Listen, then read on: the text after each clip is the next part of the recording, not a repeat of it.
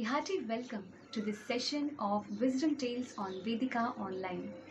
Today I am going to narrate a story which is based on the Bhagavad Gita, the Song of God.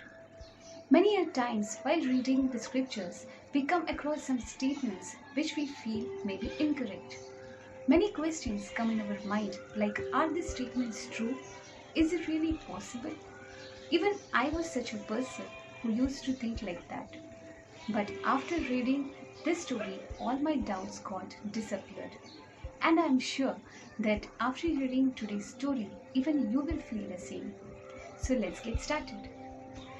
Many years ago, in a village in South India, there lived a devotee of Krishna named Arjunacharya. He and his wife lived a very simple life near the banks of a holy river. Every morning, Arjuna Acharya would go to the nearby village to beg alms from just 3 houses. They would be satisfied with whatever they used to get. In Vedic times, it is said that the Brahmanas and the saints would give advices of wisdom for the welfare of the society. And when the people gets benefited from such advices, they would in turn give alms in charity to such Brahmanas and saints. So one day, Arjuna Acharya was deeply engrossed in reading the Bhagavad Gita. While reading the Bhagavad Gita, he came across a verse which said, Yoga Shemam Vahamyaham, which meant that God provides whatever his devotees lack and preserves whatever they have. Reading this line, Arjuna Acharya was a little doubtful. He thought, why should the Lord come personally to serve his devotees? Why should he give this promise? Thinking it to be incorrect, he just scratched out the line in the Bhagavad Gita and went to take a bath in the holy river. Meanwhile, Arjuna Acharya's wife heard a knock at the door.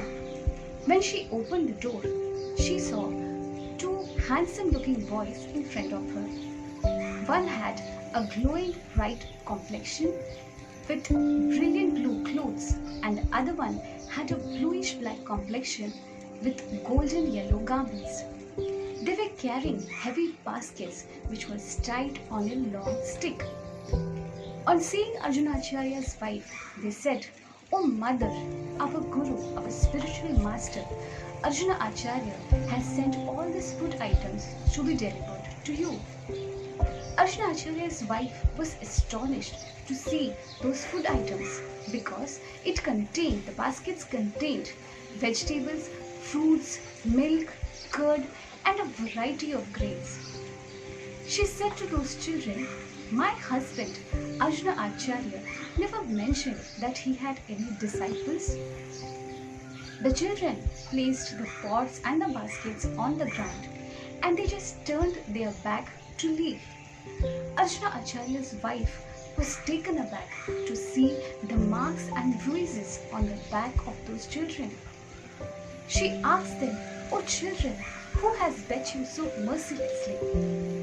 The children said, "Our Guru make us work the whole day, and if we don't listen to him, he just beats us." Arjuna Acharya's wife was so touched by hearing this that she applied cold sandalwood paste on the marks, and then the children immediately left. When they left, Arjuna Acharya's wife was deeply engrossed in the beauty of those children, and she started preparing a feast from the food items which were brought. When Arjuna Acharya returned home, he was surprised to see his wife preparing a feast because he had not brought anything that day. On inquiry, Arjuna Acharya's wife became very serious and she spoke, "What made you beat your disciples so mercilessly?" He said, "What are you talking about? I don't know anything." Arjuna Acharya's wife narrated the whole story to him. Arjuna Acharya suddenly realized the truth. He immediately ran into his room, picked up the Bhagavad Gita and opened it. The marks on the verses had disappeared. Arjuna Acharya embraced the Bhagavad Gita and started weeping bitterly. He said to his wife, "Oh, my dear wife, you're so fortunate.